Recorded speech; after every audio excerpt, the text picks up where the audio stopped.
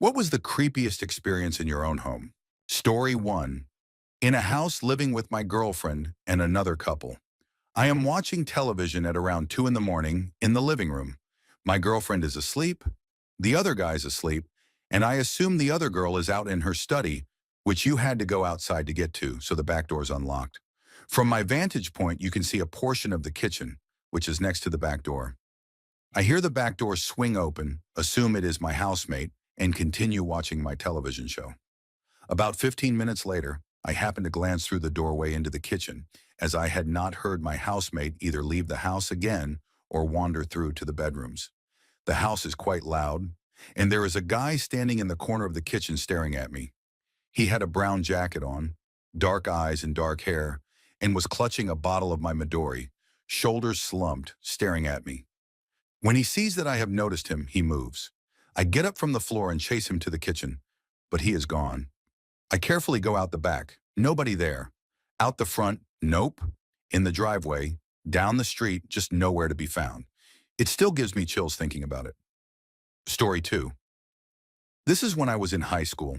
I am relaxing in the living room with my dog sleeping by my feet watching television, when suddenly my dog jumps up and runs to the stairs, which are right off the living room. Now my dog would normally never bark unless the doorbell rang. This time he went into attack mode, growling, barking, his hair rising on end. Then he would look at me trying to see if I would call him back. I was terrified. No one could have come home because you have to come through the living room to get to the stairs so no one could sneak in. After a minute, he would not let up. He kept acting like something was there, just something I could not see. I had to sit there as my dog was acting like he was ready to rip someone's throat, until finally he walked back to my feet looking proud of himself. I like to think he scared something off that day, but I was very happy when we moved. Story 3. My old house was just creepy.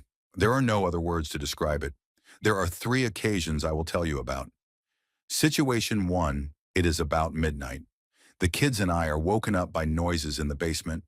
Yes, they were still sleeping in bed with my husband and me at that point. I tell my husband it sounds like someone is in the house and to go check it out.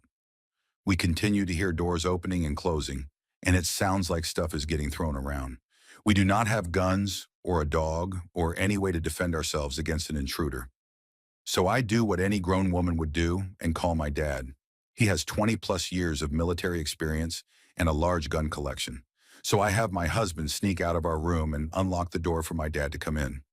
Then we all hide in my bedroom with the door locked. Anyway, as you may have figured, the house was completely empty, and there was no sign anyone had even been in the house at all. Situation 2, I get home late after a long day at work. It is 2 in the morning, and my husband is asleep on the couch, and the kids are asleep in a pile of blankets on the floor next to him. So I decide to take a bath and relax and unwind before heading to bed myself. While I am in the tub, someone starts pounding on the door and wiggling the doorknob. I figure it is my 4-year-old panicking because sometimes she sleepwalks when she has to pee, and so I hop out of the tub so I can open the door and get her on the toilet before she has an accident. When I open the door, no one is there. No one is in the hallway. I grab my towel and walk to the living room, and everyone is still right where I left them, all still asleep. Situation 3, it is bedtime again. I am sitting in my bed talking to my daughter, getting her ready for sleep. All of a sudden, she starts crying hysterically and hiding in me. Was she hurt? What was wrong? Does she need to go to the emergency room? I was worried and she would not tell me what was wrong, but she was terrified of something. Finally, she looks up at me and says, "He is standing right there," and points to an empty corner. Who is standing right there? The man with no eyes. Story 4. My house is pretty old, over 100 years, and I believe it to be haunted. It makes a bunch of noises normally, but I am used to it now and dismiss most of the noises as just the house doing things. If a ghost hunting crew came in, though, they would have a field day with all the bumps in the night my house makes. But one time something was different. I was home alone and decided to relax and take a bath and use my vaporizer. I am finishing up and drying myself off when I hear someone saying my name outside the door. It must be my parents' home, and they can smell the vapor. I start to hide everything, but I can still hear someone who sounds like my mom calling for me. I tell them to hold on a minute, so I finish hiding everything. That is when there starts a loud banging right on the bathroom door. I thought they must be angry. I accept my fate and open the bathroom door to find there is no one there on the floor. Strange. I check the whole house and no one is home. I call my brother to see if he stopped in real quick to grab something or anything, and he says no. I explain to him what just happened, and he is trying to help me come up with an explanation, and none are checking out. I tell him I'm going to go check upstairs again. I am working my way up the stairs, and not even halfway there, I hear something get knocked off a table or something. I turned around and left immediately. We still live in the house. Story 5. Back in junior high, the first time my parents left town and left me alone for a week. It is going well. I stayed in the basement, and the entrance to the hallway that leads to my room had decorative beads hanging in the entryway. I am in my room watching television with my faithful dog, Smokey, laying at the foot of the bed. All of a sudden, he starts barking wildly, a bark I had never heard out of him, almost a cry. I think something is wrong with him, and just as I almost get a hand on him, he jumps off the bed and dives under it, completely silent. I get to the floor to look under the bed for him, and I hear the beads in the entryway start to rattle together as if someone ran into them with a lot of force. I sit there terrified for a bit, then grab a bat and investigate. The beads are still swinging with force. Every door and window in the house is still locked from the inside. There are not any air vents close to the beads, and Smokey refused to come out from under the bed for another 2 hours. To this day, I have no idea what caused those beads to rattle. Story 6. This happened about 15 years ago. My mom works nights as a nurse, and my brothers had moved out, so it was only my dad and me at home. The night in question, I was reading in bed, and my dad was asleep. I could tell by the snoring. I heard some light tapping on the front door, which was a sliding glass door. My room had a window where I could see the front door, so I sat up to look out my window. Nothing. And I thought maybe it was the wind. I kept reading, and about 20 seconds later, I heard really loud scratching on the back door, so loud that it woke up my dad, which was strange. He yelled out asking what I was doing and telling me to get in bed, and I yelled back that I was already in bed. Not a second after the words left my mouth, we heard loud rush footsteps, soft sounding, like running on wooden floors with socks on, heading toward the front door. As I sat up to look while shaking violently, I saw the front door had stopped sliding and was open about 8 inches. It had not been open when I looked earlier, but I could not see anything. My dad ran into my room, checked if I was all right, then went outside and came back in, closing the front door and checking the back door, which was still locked. I could not get to sleep, and my dad stayed up with me because I was terrified. What made it even stranger was that my dad had locked the front door that night, as he always did after saying goodbye to my mom when she left for work. We did not really talk about it that night. I must have been about 12 or 13 and still innocent, but a few years later we did. We thought it could have been someone trying to rob us or worse, but we could never figure out how they unlocked the front door since it had a pin and a lock that could only be opened from the inside. I tried to convince him it was a ghost, but he never accepted that, and I just think we may have been incredibly lucky. The scratching sound on the back door still haunts my dreams, and I still wonder why someone would scratch at the back door or tap on the front door before entering. Story 7. For Christmas 2012, my mom got my dad a really nice watch. By March, he had lost it for a few days, but then found it in the cushions of a chair in the living room. Then in early June, he lost it again, as he is very scatterbrained. He assumed he probably lost it in the cushions again, so he checked the couch and the chair but could not find it. My brother, my dad, and I decided to look harder and completely tore apart the house looking for it. We flipped every cushion, checked every drawer, closet, purse, gym bag, and bed in the entire house, leaving no stone unturned. We still could not find it. My dad checked his car, his workplace, the gym, my grandparents' house, and asked everyone he came across if they had seen his watch. After a few weeks of searching, he gave up and accepted that maybe someone at work or the gym stole it, or that he left it at a doctor's office or somewhere similar, and he assumed he would never see it again. Fast forward to the middle of July. My dad works very strange hours, and on that day he had to leave for work at 3:30 in the morning. When he woke up, my mom and brother were asleep, and I was staying at my best friend's house. When he came downstairs, he found the lost watch sitting on the kitchen counter face down, as if he had taken it off the night before and set it there. He assumed one of us found it after he went to bed, so he texted my mom thanking her. She replied saying that neither she nor my brother had found it, and there was no way I could have placed it there since I was not home. My mom had cleaned the kitchen before bed, and there was no watch on the counter then, but when my dad woke up, the watch that had been missing for over a month had simply reappeared. No one knows how it got there, and my dad still thinks maybe everyone is messing with him and that one of us hid it and put it back as a joke. Story 8. I lived in a haunted house. Shortly after moving in, I constantly felt like someone was behind me, especially when I was cooking. A few months later, I rounded a corner and saw a man standing at the fireplace, clearly visible, but he disappeared instantly. I researched the house and learned it had been built by that man and that he died in the living room next to the fireplace of natural causes. His wife also died in the house years later, and the home had been abandoned for 6 years before I bought it. They had 2 sons in that house.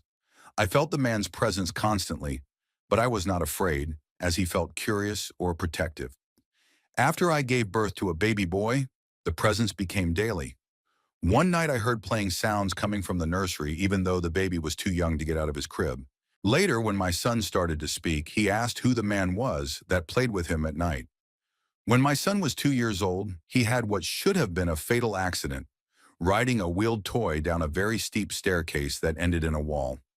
I watched in horror, but halfway down the stairs it looked like my son was lifted off the toy and gently placed on the stair while the toy crashed into the wall, leaving a dent. I could not speak, but I felt the presence strongly. The last event happened when metal baker's shelves filled with china and glassware fell over during the night. The crash was extremely loud. I ran to the basement and saw the shelves on the floor, but instead of shattered dishes, every piece was neatly stacked on the concrete and nothing was broken. I eventually sold the house for other reasons, but no one seems able to live there, as there have been 6 owners in 9 years. Maybe they just need to tell George, that was his name, to leave them alone, because he was not a bad guy. Story 9. For background, I live with a roommate on the ground floor of what is basically a duplex. The downstairs unit is the basement, and we share nothing with the tenant renting it other than the backyard. Basically, my roommate and I are the only ones going in and out of our part of the house.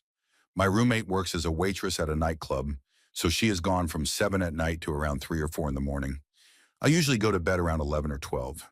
It should also be noted that my dog has some strange habits. He is quite restless and a light sleeper. He gets up in the middle of the night and whines to be let outside even when he does not need to go. And whenever he hears my roommate come home in the early morning, he gets up to go see her. He also occasionally barks at either the front or back doors, like he sees someone outside. The same bark he uses when he sees the dogs from downstairs playing out back. But most of the time, when I get up to check, there is nothing there. Although once he was barking at a squirrel in our trash that I did not notice until I was right next to him. Last night followed the same routine. I went to bed at about 10 since my sleep schedule was thrown off by a recent overnight shift at work. I left the front door unlocked for when my roommate got home, since she is usually tired and irritated, and fumbling with keys in the dim porch light only makes that worse. I planned to watch a movie in bed, but fell asleep about 10 minutes into it. As expected, my dog woke up a few hours later to go outside. My bedroom door does not latch but opens inward, so he cannot open it himself and just stares at it and whines until he wakes me up. I would normally leave it open so he could go to the back door and whine while I slept, but I cannot sleep with the door open because it has unsettled me since I was a kid, and I suspect my dog is smart enough to just come back and whine in my face anyway. I got up, let him out back, went to the bathroom, called him back inside, and returned to bed with him beside me. As predicted again, he woke up when my roommate came home. She opened my bedroom door for him, and he went out to see her, and neither of them made enough noise to keep me awake. In the morning, I woke up and tried to be quiet so my roommate could sleep in, and the first thing I noticed was that my bedroom door was wide open, which always unsettles me a little. It was not unusual, though, since the door does not latch, and my dog pushes it open when he wants to come back in. I walked down the hall quietly and noticed that my roommate had not locked the front door after coming home, which annoyed me until I realized her car was not in the driveway. Then I remembered she said she would be staying at her mom's a couple nights ago, and since I did not see her at all the day before, it must have been a longer stay than I thought. Miscommunication. I left the door unlocked all night for no reason. That realization settled fine with me, until I remembered that I was not the one who opened my bedroom door last night. Story 10. I do not believe in ghosts or spirits and consider myself an agnostic deist. This happened about 3 years ago in a house my wife and I rented. The house itself was about 110 years old, so it already had a creepy feel. After we moved in, my wife started telling me about odd things happening, like kitchen cabinets swinging open when she left the room, or the radio turning off even though it used a turn knob and not a button. Our daughter was 2 years old at the time, and we still used baby monitors, and occasionally we would hear her having conversations in her room at night. Being skeptical and knowing she was only 2, I did not think much of it, even when we found things moved around in her room, even though she could not climb out of her crib and the door was always closed. It got worse when my wife said that every time she laid in bed upstairs, she felt someone sit on the bed with her, which I assumed was the cat. But after that, she refused to go to bed without me. One night around 2 in the morning, my wife woke me up in a panic saying something was inside the air conditioner hose, and it was violently shaking. The kind of hose that vents out a window like a dryer. I thought a rodent might have gotten into it and assumed that turning it on would force it out. Although later I realized that was unlikely since the window screen was intact and there were no holes. Irritated at being woken up, I told my wife to go back to bed. She said she needed to use the bathroom first, and I lay back down. Less than a minute later, she ran out of the bathroom saying the shower curtain had been pushed from the inside. At that point, I was wide awake and extremely annoyed, assuming she was imagining things. We lay in bed for a few minutes with my wife clinging to me when I heard without any doubt the sound of someone walking into our bedroom. I did not see anything, but I was more unsettled than I had ever been. After that, I did not object to my wife calling a local paranormal group. I still do not fully believe in ghosts, but they were kind people who genuinely wanted to help. They came and conducted an investigation using digital voice recorders and video cameras. For the first hour in a few rooms, nothing happened. Then they asked if we wanted to sit in on a session where they asked questions and reviewed recordings later. During this, one of their flashlights, which had only an on and off switch, suddenly dimmed after a question. They assumed dim meant no and bright meant yes. And when they asked if whatever was there liked the little girl who lived in the house, the flashlight went fully bright again until the next question. This continued for about 30 minutes and felt more surreal than frightening. The final unsettling part was that after the flashlight incident, the entire crew was excited until they realized that every single recording device had its battery completely drained and there was no recording of the session at all. Story 11. One day about a year ago, I was brushing my teeth at my bathroom sink when I looked down at the faucet and saw a figure standing behind my reflection. I thought my hair was somehow reflecting a dark shape, so I moved it back and turned around to see if anything was there, but I saw nothing. I went back to brushing my teeth and looked into the faucet reflection again, and the shadow had moved to the corner of my room. It was tall like a grown man and black, but not completely solid, almost like it had been charred or burned. I panicked and turned around again, but there was nothing in the corner. At that point, I was completely freaked out, so I hurried and finished brushing my teeth as fast as I could. My curiosity got the better of me, and I looked into the faucet reflection one more time. This time the shadow was gone, but there was a dark shape hovering over the rim of my bathtub, and a black, charred-looking hand with long fingers lifted itself up and then disappeared behind the tub. I have quite a few stories from my creepy house if anyone ever wants to hear more. Story 12. I remember a story my dad told me about when he was young, probably a teenager. His father was a mason and carpenter who would buy old, rundown houses, fix them up, and then resell them. One house he bought was an old, massive place, similar to a plantation-style home. My dad said he always felt uneasy in that house, and there were rooms they simply avoided. They tried making his bedroom the top-floor room, but whenever you entered it, there was an overwhelming pressure, that felt like it was pushing down on your entire body. It scared my dad and my grandmother so badly that they moved him to a different room. My dad and grandmother both believed in ghosts and were convinced the house was haunted, but my grandfather was fearless and dismissed it. The house had a basement that no one went into because they could feel something was wrong with it. One day my grandfather decided to go down there with a flashlight to see what was inside. After a minute or two, he came back upstairs visibly shaken, and they moved shortly afterward. He did not talk about what he saw for years, but when he finally did, it was clear it had truly frightened him. He said there were chains on the walls, shackles on the floor, and signs that suggested the house had once been used for something dark and disturbing. He implied there may have been more, possibly remains, but he could not bring himself to say it outright. The strange thing was that the house was in the middle of Ohio and had been built after the Civil War, leaving them with no explanation for what they found. Story 13. A few years ago, I was living in a house with my brother and 4 or 5 other people. He had just finished a shift at Applebee's and got home around 2 in the morning. No one else was there because we had all gone out drinking, so he was alone in a dark, 100-year-old house. He put his music player into its speaker dock and went into the kitchen to get a drink. Suddenly he heard a noise, a low sound that was not quite a growl, but was clearly something organic. It stopped, then started again, this time higher in pitch and fluctuating slightly.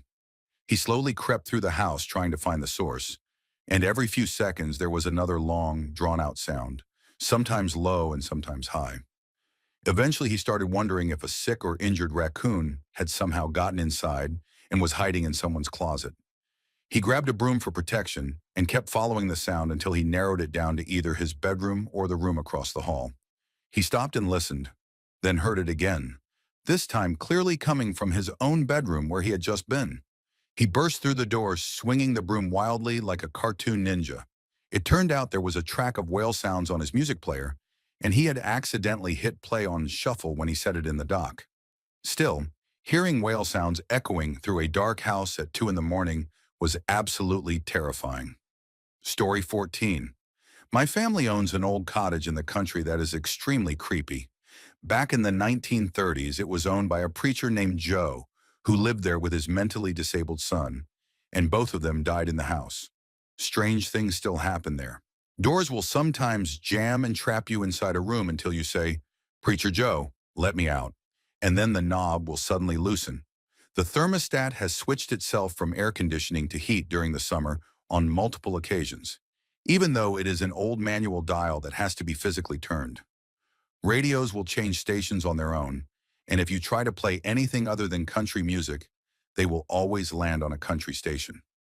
One night, a neighbor we trusted with a key woke up to every television and radio in the house blasting at full volume, even though all the doors were locked and nothing was missing. Sometimes you can hear footsteps in the kitchen or on the back porch, and it has scared me badly more than once. But no one is ever there. The scariest incident happened when we rented the cottage to a newlywed couple. Late one night, neighbors called the police after hearing a fight in the front yard. The couple claimed they woke up knowing someone else was in the house, even though all the doors were locked, and the husband became convinced his wife had brought someone inside. He ran around the property with a knife looking for someone who was not there, while his wife tried desperately to calm him down. My dad never had the heart to tell them that our family believes the house is haunted. Story 15. We moved into our current apartment roughly 2 years ago, and some pretty weird things have happened, all of them centering around my son, who is cognitively impaired. He is 7 years old but has the mind of a child between 4 and 5 years old. The first time I noticed anything strange was about a month after we moved in. My husband, myself, and our 2 sons were playing, running through the place and laughing. My disabled son, who I will call W, was getting upset that we were not playing the way he wanted. He was in preschool at the time, and his teachers never believed he could act up at home because he was the quiet, sweet one in class. I decided to film him with my phone while he was acting out. The first thing I noticed was white flashes of light around the edges of the screen while the phone was pointed at him, and they only appeared while he was crying. When he started laughing, the lights disappeared. I showed my husband, and he said it was probably the hallway light or something. I had W lie back in the same spot, turned on every nearby light, and recorded again, but nothing happened. I tried again. Still nothing. I asked W to cry, and he pretend cried. Nothing. Then he started screaming while play crying, and suddenly the white lights came back. My husband said it was dust. Not satisfied, I got W worked up on purpose. Nothing cruel, just teasing him a little. He became genuinely upset and started crying for real, and again the lights appeared around the edges of the screen. When I played the video back, I heard a horrible roaring sound when W screamed loudly, something that sounded like a beast. My husband said it was probably him playing with our other son in the other room, but you could clearly hear them laughing at the same time as the roar. I got scared, did not want to overthink it, and deleted the video. About 6 months later, I was home one night with our other son, watching television, when we suddenly heard a loud thump in the hallway. I assumed a toy had fallen and teased him about checking it out, but he was scared, so I went with him. Each boy has a wooden letter on their bedroom door, W for my son W, and his letter was lying in the hallway about 10 feet from his door, which opens inward. That meant it did not just fall off, it went around a 90-degree corner and traveled several feet. My neighbor suggested it rolled, but that made no sense. There is a dent under our thermostat, about 5 feet off the floor, that matches the corner of the wooden letter, like it had been pulled off the door and thrown hard. Last October, W was having a severe tantrum, and I sent him to his room. He kept screaming and crying, so I went in to talk to him. He had a Halloween lantern that played spooky music and sounds for trick-or-treating. Sometimes he needs to be restrained to keep from hurting himself, and he was banging his head on the wall, so I grabbed him. As soon as my arms were around him, the lantern turned on by itself and started playing ghostly sounds saying things like, "Help me." I let him go and ignored the toy, trying to calm him down. But when he started thrashing again and I grabbed him, the lantern went off again, even though it was switched off. About a month ago, W woke up around midnight and asked to sleep in my bed, which he often does since my husband works nights. I was watching shows in the living room, and W was in my bed watching cartoons. I heard him start talking, which he often does to himself or the television, but this time he kept talking and answering questions. I went into my room, turned on the light, and asked who he was talking to. He giggled, looked at the corner above the door behind me, then at the corner above my closet, and said no one. I asked again, and he looked at the same two corners and said ghosts. I panicked and asked if there were ghosts here. He kept looking at those spots and said he was making new friends. I was terrified. I asked if the ghosts were still there, and he got very serious, still staring at the corners, and said they were going to attack our other son, but he was going to protect him. When I asked where the ghosts were, he shook his head and said there were no ghosts. I left the room and went back to the living room, but he continued talking for another 30 minutes, getting quiet every time I muted the television. When I finally went to bed, he lay next to me in the dark, and by the hallway light, I could see him watching those same two corners. Story 16.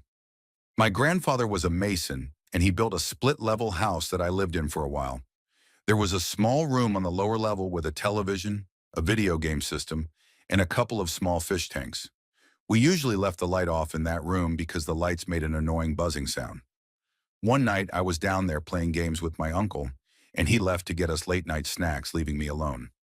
I heard a scraping noise in the hallway and looked up to see a translucent white form of a woman hovering just outside the doorway. She was not facing me and appeared to be moving toward the bathroom at the end of the hall. I was shocked by how much detail I could see, even though she was partially transparent. She had long flowing hair tucked behind her ear, a delicate nose, a small chin, and a slender figure that faded away below about knee level. The entire experience lasted around 8 to 10 seconds, and while I know there are likely scientific explanations, I was young and impressionable, and the memory has stayed very clear. I do know that one person died in the house, my mother's oldest brother, who passed away when he was 3 years old before my mother was even born, and until my grandmother died of old age a few years ago, that was the only death that ever occurred in the house. Story 17. I lived in the middle of nowhere, literally bordering a national forest on three sides with a half-mile-long private driveway. The only issue was that my house sat perched on a hill that was visible from the highway, and it was such an ideal-looking spot that people felt compelled to try to find my driveway once they noticed the house. At first that made me happy, but over time I realized it also meant I was a sitting duck. When I was in my bedroom, it hit me that anyone could sneak up on me without warning, so I started locking my house down like a fortress every night before bed. At night I would hear things, but they usually turned out to be bears wandering around. One night in the dead of winter, I woke up suddenly and sat there in the dark, wondering if I had heard something. I never turned on the lights because that would show exactly where I was. After a few minutes, I convinced myself I had imagined it. It was 3 in the morning. I got up to use the bathroom and walked past a window, and that is when I saw a man standing in the middle of my driveway looking up at the house. The moon was bright and the driveway was covered in snow, so I could see him clearly. I froze completely, knowing there was no way he could see me, and I watched him for about 20 minutes as he stood there, paced back and forth, and knelt down to check behind a large rock. Eventually, he grabbed something from behind the rock, maybe a small bag, and walked back down my driveway. I watched him the entire time and then used binoculars to make sure he fully exited my property, finally seeing him walking away sometime later. Story 18. I have many stories that I cannot explain and that I have blocked from my mind because they terrify me, but this one stands above the rest. Several years ago, my younger cousin, who was 12 years old, was murdered in a tragic and deeply disturbing way.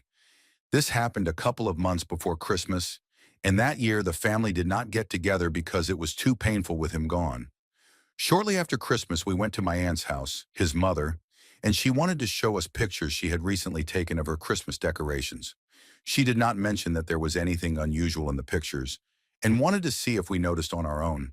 There were 3 consecutive photos of her Christmas tree, and in one of them, off to the side of the tree, you could see my cousin standing there as a black and gray mist-like outline.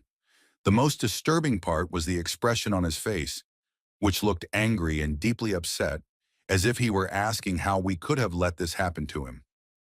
We were all completely shaken and sat together, trying to process what we had just seen. I was sitting on a couch facing a corner of the room when suddenly there were 3 extremely loud bangs, as if someone was trying to tear the wall down. I have never been that scared in my life. The house was a single floor with no basement, and there was no explanation for the noise. Other strange things involving my cousin have happened since, things I cannot explain, and it really makes you believe there are forces beyond our understanding. Story 19. Many years ago, my brother and I stayed at my cousin's house during summer vacation in a fairly rural area. We all had bikes that we rode during the day, and every night we would lock them to a fence and then go inside to relax in the pillow fort we had built in the living room. One night while we were sleeping in the fort, I heard a bike bell ringing, followed by a kid laughing. It woke me up, and at first I thought I was imagining it, until I realized the others had woken up too. We asked each other if anyone else heard it, and we all described the same sound. It had to be around 2 or 3 in the morning. Everything outside was pitch black, and we only had one flashlight, so we moved slowly and quietly, already on edge. When we reached the fence, we saw my bike lying in the dirt some distance away from where it had been locked. There were no footprints, no tire tracks, no signs that it had been moved. When we checked the fence, my lock was still there, locked exactly where my bike had been. It was as if the bike had passed straight through the lock and ended up where it was. We were too frightened to do anything, so we went back inside and tried to convince ourselves we would figure it out in the morning. A few hours later, my uncle woke us up for breakfast, and none of us had slept. While we were eating, he told us we should not be riding our bikes so late at night. We looked at each other, but did not say a word. Nothing like that ever happened again, but I never slept comfortably in that house after that, and to this day, none of us can explain what happened. Story 20. Not in my house, but in my music studio. I need to clarify this story first by saying that I have never drunk beer of any kind, for reasons that will become clear. My father was a blue-collar, hard-working man who enjoyed Old English. One day he had a bottle in the car, and after finishing it, he threw it out the window at a stop sign, but he missed and hit a pedestrian in the side of the head. The man later died in the hospital. I am not comfortable going into detail about that anymore. My father's mistakes were not my own, and I loved him and know he never meant to hurt anyone. Unfortunately, he did not cope with it and later took his own life, and that is all I will say about that. My music studio is shared with friends, but on this occasion it was just my girlfriend of 4 years and me. I had just written a beat for a guitar riff she came up with, and we were taking a break while she cut tomatoes with a pocket knife, since salt and pepper tomatoes are our favorite snack. I decided I needed to use the bathroom. The studio layout is important. Just past the door, which is secured by two external master locks behind plated bolts and one key deadbolt, there is a sofa to the right, a large bass amplifier to the left, and a refrigerator in the far left corner facing the door, while the right side of the room holds my drums and guitar amplifier with a television in the center. The room unlocks from the inside, but I always lock the deadbolt because the neighborhood is rough and we have had people barge in uninvited before. I locked the door and went to the bathroom. When I came back, unlocked the door, and stepped inside, the lights flickered off the moment the door opened, something that had never happened before. Before I could reach the light switch, my feet tangled in something that had not been there earlier, and I tripped, flew over the armrest of the sofa, and slammed face first toward the floor. The light came on just long enough for me to see the carpet rushing toward me. My girlfriend had not said a word. I caught my breath and looked up, then screamed when I saw the knife blade that had come within an inch of my eye socket. A tomato lay on the floor, split in half. She was still sitting in the same spot, staring at me in shock. I had tripped over a plastic bag containing 2 full bottles of Old English, and the weight of the bottles had perfectly trapped my feet and sent me flying. To this day, she swears she has no idea how those bottles got there, and neither do I. I drove her there. We entered together, and I knew exactly what was supposed to be in that room. Story 21. I was around 10 or 12 years old, lying in bed in my dad's old house with my back facing my open closet. I started feeling cold, which was strange because we had no air conditioning and it was summer, and the house usually got very warm. It became so cold that I could see my breath. I was too young to fully understand that something was wrong, so I curled into a fetal position to stay warm. Then I felt a tap on my back and assumed it was my dad checking on me, so I turned over.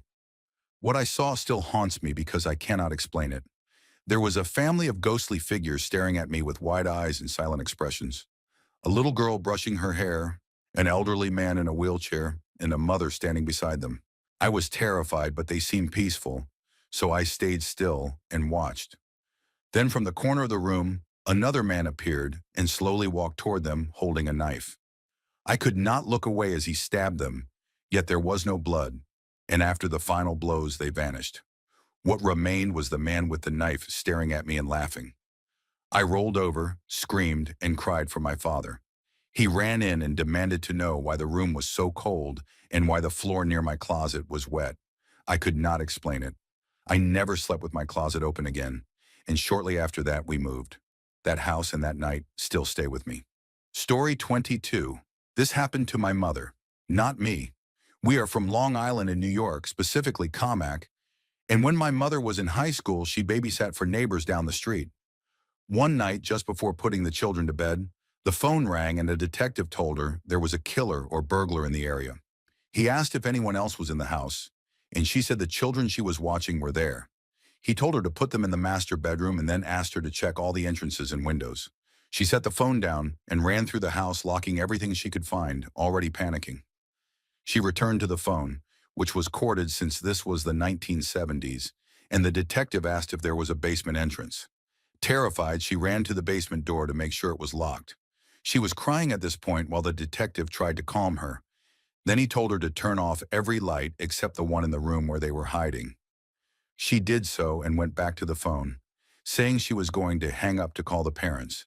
But before she could, the detective said, "I like your yellow shirt," and hung up. My mother was certain someone was watching her. She immediately called the police, the children's parents, and her brothers who lived nearby. When officers arrived, they searched the property and found footprints in the snow in the backyard, but they never caught anyone. Story 23. A few years ago, my fiancé, our daughter, and I started experiencing what I can only describe as paranormal activity, and it all seemed to center around our daughter's room when she was about 1 year old. Objects in her room would move on their own and end up facing her crib, including a vintage ceramic Virgin Mary statue I owned.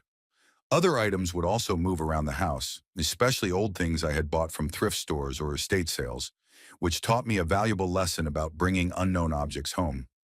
One night shortly after my fiancée and I went to bed, we heard loud thumping coming from her room.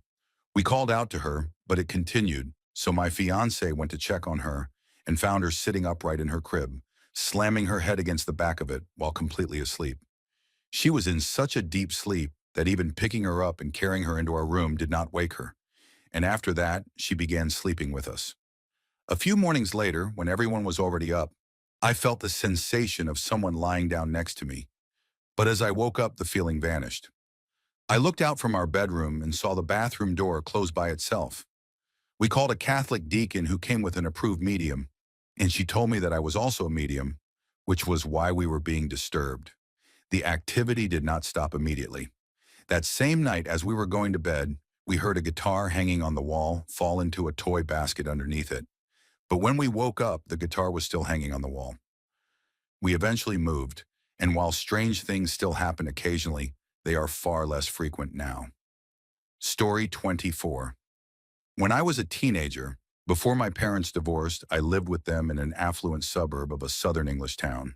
Our house was one of those large, creaky 1920s homes where you constantly think you hear things even when you're alone. It sat back from the road with tall hedges and gates at the front, and the sides and back were enclosed by a high wooden fence, so it felt very secure. It was summer and the family had been outside most of the day, and whoever came inside last shut the conservatory door, but did not lock it. That night I was babysitting my little brother, who was about 7 or 8 at the time, making me around 16 or 17. I planned to lock the door before going to sleep since the neighborhood felt safe. While putting him to bed, we heard a soft bang from downstairs, and my brother said he was scared, but he had always been easily frightened. I told him it was probably one of our cats knocking something over, which happened often since one of them only had 3 legs. He then said he was afraid the man outside was going to come in and murder us.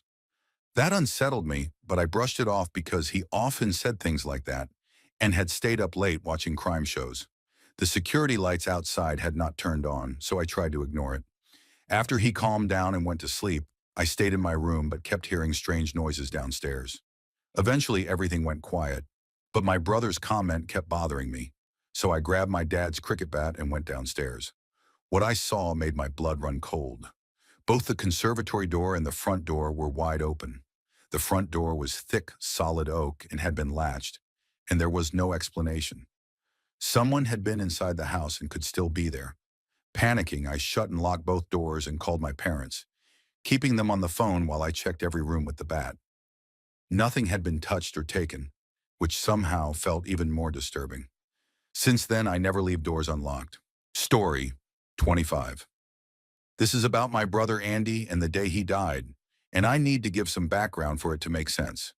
My brother was 8 years older than me and had a difficult childhood. His biological father left when he was very young, and when he was 6, my mother married my father, whom Andy became deeply attached to. When my mother divorced my father a few years later, it devastated him. He also had serious health issues, being born with only one kidney and a pronounced heart murmur that required yearly cardiology visits. When he was 12, doctors discovered severe scoliosis, and he had 2 steel rods inserted into his back, spending nearly a year in a body cast. He began smoking marijuana at 13 and became increasingly rebellious. My mother struggled to control him because he would skip school and go to my grandmother's house, where he was constantly coddled. At 16, he left home to become a commercial fisherman, which was common in our town. When I was 10, my parents remarried and moved 2 hours away, and Andy chose to stay behind with our grandparents when he was not on the boat. So I did not see him often growing up. Over the next 14 years, he continued fishing, smoking marijuana, and developed a gambling addiction, often losing much of his pay before even receiving it. In the summer of 1990, he was badly injured on the boat, suffering a shattered wrist, arm, jaw, and several crushed teeth. He went on workers' compensation and lived with our grandmother, but due to gambling, he wrote bad checks and spent about 30 days in jail. After his release, he wanted to change his life. He experienced episodes where his heart raced and he felt unable to breathe. And because of his heart condition, he went to the emergency room twice. In our small town hospital, they only ran a basic heart test and told him it was just panic attacks because he was young. Months later, he decided to leave town and move in with us to escape old habits. During the summer of 1991, his compensation payments ended, but he was expecting a settlement check of about $21,000. About a month before he died, I picked him up from visiting an old friend, and he told me he had tried smoking again, but could not handle it because it made his heart race. I did not know about his earlier hospital visits. Over the next month, we got along well and even worked together painting houses. The day before he died, he was excited because his lawyer called to say his settlement check was ready and he would pick it up the next day. That morning, I slept late, and he had already left when I woke up. Around 1:30 in the afternoon, the phone rang, and instantly I felt something was wrong. I insisted on answering it instead of my mother. A nurse from the hospital told me Andy had been brought in 40 minutes earlier and was in cardiac arrest, and that we needed to come immediately. I calmly wrote down the details and told my parents we had to go to the hospital because Andy had suffered a severe heart attack. I drove them there, knowing in my heart that he was already gone, and when I returned from parking the car, a doctor was speaking to my parents while my mother was shaking and crying. Story 26. About 8 or 9 years ago, my brother was coming downstairs in the middle of the night when he saw what looked like me in the kitchen carrying a plate with a sandwich on it. He watched as I walked to the fridge, grabbed a juice box, and then turned to head back upstairs. Thinking it would be funny to scare me, my brother crept back up and hid just out of sight on the stairs leading to the third floor. He heard me start walking upstairs toward my room, and then everything went silent. He never heard my bedroom door open or close, so after a moment he came back down to check, but I was nowhere to be seen. At the time, I had a beaded curtain hanging in my doorway that always rattled loudly when someone walked through it and kept swinging for a while afterward, but it was completely still. My brother went into my room and found me fast asleep, wearing different clothes than what he had seen me wearing in the kitchen. Freaked out, he woke me up, and I had no idea what he was talking about. There was no sandwich or juice box in my room. We went downstairs together to investigate and found no sign that anyone had been in the kitchen making food.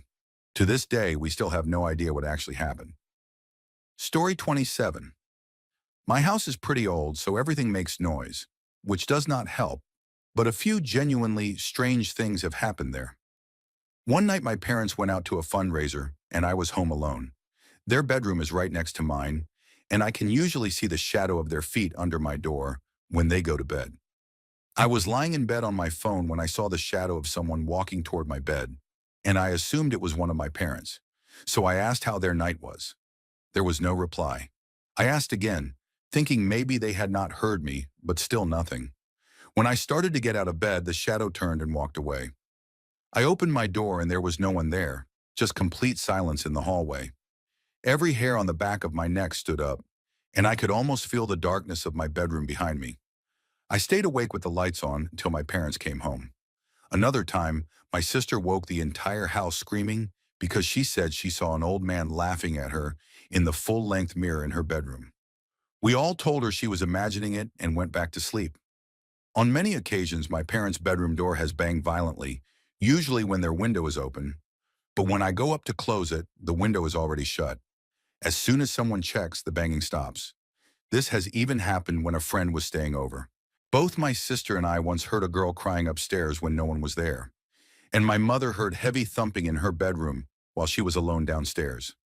She was so scared she called me to come home, and when I arrived, she was standing outside in the driveway, too frightened to go back inside. Living in my house is definitely not relaxing. Story 28. I lived in an old farmhouse in Detroit, and at the time I was about 11 years old. One day I was sent to my room for some minor trouble and lay on my bed crying. While I was there, I noticed a young male figure standing at the end of the hallway outside my room watching me. At first I thought it was my brother, so I wiped my eyes and was about to yell at him. But when I adjusted my glasses and focused, I realized it was someone I had never seen before. He looked incredibly sad and appeared to be silently mouthing words to me, as if on mute. Everything about him had a brown, sepia-like tone, and he was wearing what looked like a uniform. I screamed and dove under my covers, a scream so intense that my entire family came running.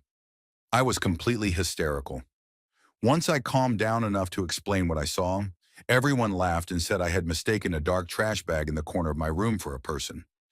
I was furious and refused to speak to anyone the rest of the day. That evening, my dad, who had his own experiences with strange encounters involving deceased relatives, came to me with a history book and pointed to a photograph, asking if it looked like the man I saw. It was a young man wearing a First World War uniform, exactly like the figure from the hallway.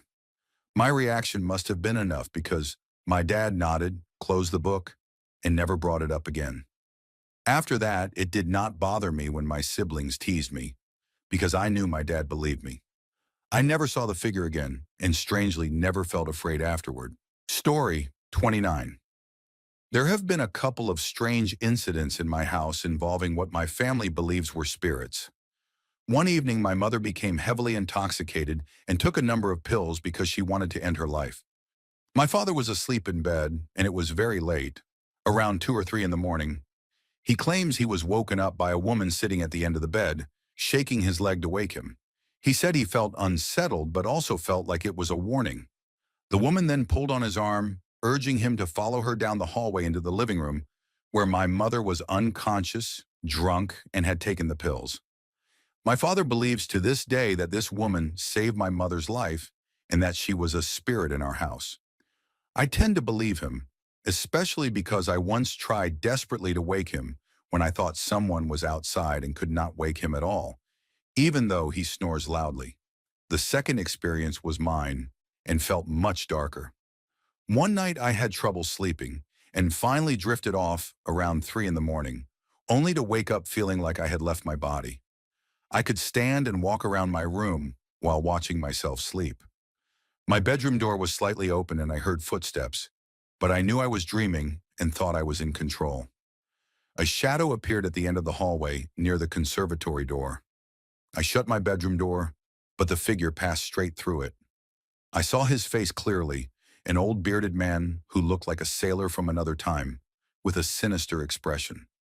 As he passed through me, I felt an intense cold, and suddenly I was back in my body, paralyzed on my bed, with the man sitting at the foot of it. I tried to scream, but no sound came out. He began humming an old sea song and walked toward my head, leaned close and whispered, "Feel the fear." Instantly, I was inside his body, standing in a port that felt like it was from the 1700s or 1800s. I could feel everything he felt as we unloaded cargo from a fishing boat. People stared at us with hostility. We entered an old tavern where everyone went silent and refused to look at us. The room seemed to shrink. The bar stretched impossibly far away. And when we finally sat down and drank, everything went numb. The man tried to move but could not, and the people around us transformed into horrifying creatures that surrounded us, repeating the words, "Feel the fear." They attacked, and the moment one bit into me, I jolted upright in bed, still unable to scream. The man was there again, humming, then stood and walked through the door and vanished. I checked the house and saw nothing, then turned and saw myself still asleep. I screamed again, shook myself awake, and finally truly woke up, drenched in sweat. My parents ran in seconds later, and I could not explain what had happened.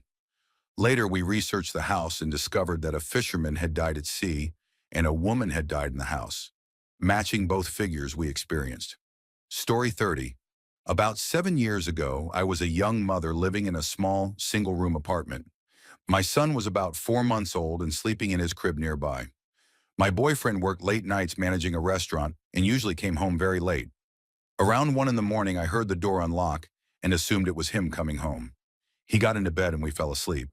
Sometime later, I woke up to a noise and wondered if the front door had opened.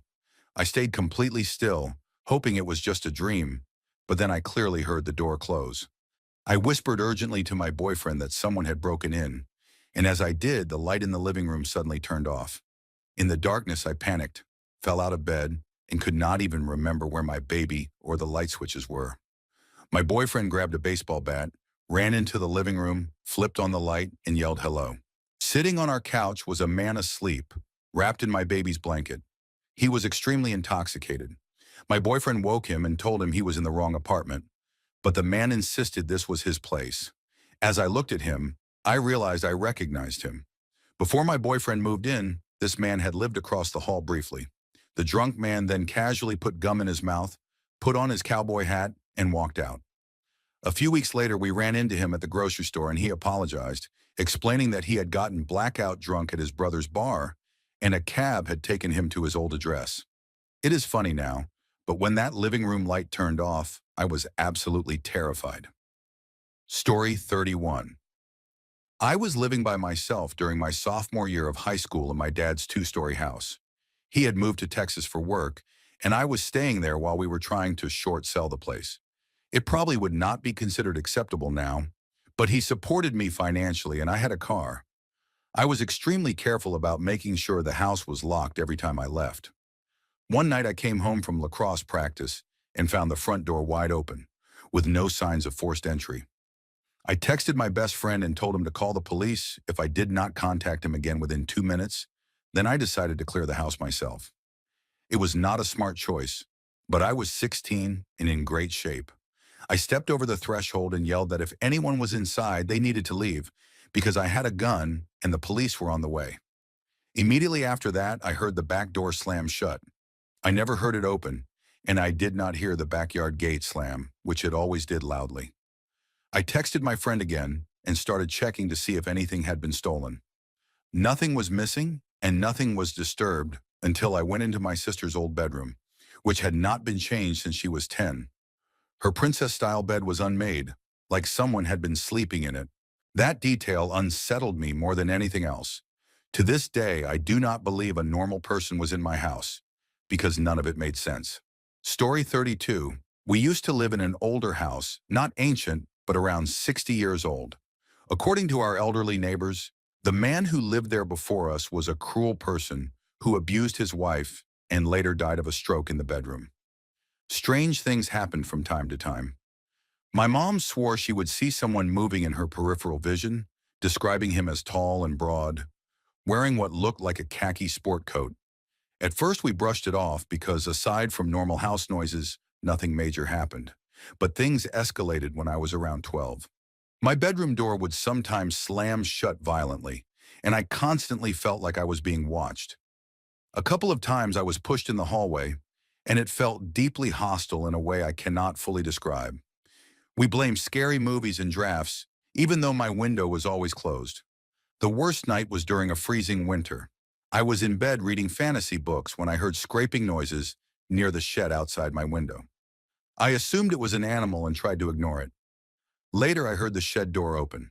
I was scared but did not want to wake my parents, so I turned off my light and forced myself to sleep. At some point, I half heard the backsliding door squeak, but I was too tired to react. When I woke up in the morning, my small hatchet was lying on my bedroom floor with frost on it, even though it was kept in the shed. I hid it under my pillow and went to breakfast, only to hear my dad shouting outside. Every bladed tool from the shed had been embedded into the wood around my window, axes, hatchets, and trimmers, all stabbed into the siding. The shed door was wide open, and no one could explain how it happened. That was the day my dad allowed me to keep a small rifle in my room. We sold the house soon after, and while packing, we found a khaki sport coat hidden in a corner of the attic, covered in cobwebs. My dad burned it, and we left for good. Story 33. I was living in a house in Oregon near the train tracks with 2 roommates, 1 female and 1 male. My male roommate was incredibly sweet, a bit naive, and very innocent. There was a girl in our social circle who had a huge crush on him, and she invited him out to a bar. Everyone was excited, convinced this was finally his big night. That evening, I ended up staying home with my female roommate instead of going to an event because I was unsure how I would get back. We were sitting in the living room talking around midnight when we started hearing someone banging on the windows and rattling the back door, making a huge amount of noise trying to get inside. We were laughing, assuming our male roommate was extremely drunk and could not figure out how to get in. When the noise moved to the front door and the knob started rattling, I opened the door wide, ready to tease him, but instead there was a strange gutter punk-looking kid, clearly blackout drunk and likely just off a train. He tried to explain that he knew someone who lived there,